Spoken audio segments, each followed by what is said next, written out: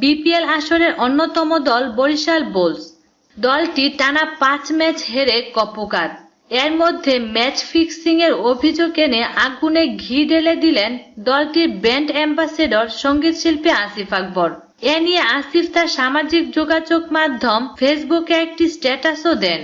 এর পরপরই গতকাল মঙ্গলবার টানা 6ষ্ঠ ম্যাচ হেরে সংবাদ সম্মেলনে জনপ্রিয় এই সঙ্গীতশিল্পীকে পাগল বলে মন্তব্য করেন বরিশাল বুলসের অধিনায়ক মুশফিকুর রহিম।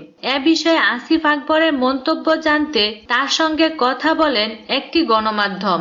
এ সময় কুশল বিনিময় শুরুতেই তিনি বলেন, ভালো আছি, এখনো পাগল হইনি। এদিকে টানা 6 ম্যাচ হেরে টেম্পার হারিয়েছে মুশফিক। এ নিয়ে আমার কোনো মন্তব্য নেই।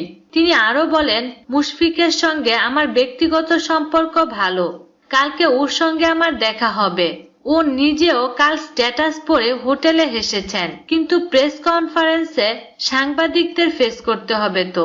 প্রেসের মুখোমুখি হয়ে উত্তেজিত হওয়া যায় না। আমি ওর কথায় কিছু মনে করিনি।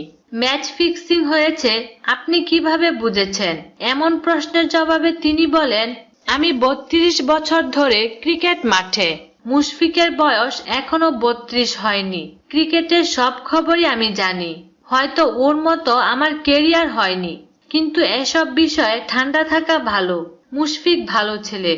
খেলাধুলা ও বিনোদন জগতের নিত্য নতুন খবরাখবর জানতে আমাদের চ্যানেলটিতে সাবস্ক্রাইব করার জন্য আপনাকে আন্তরিক ধন্যবাদ।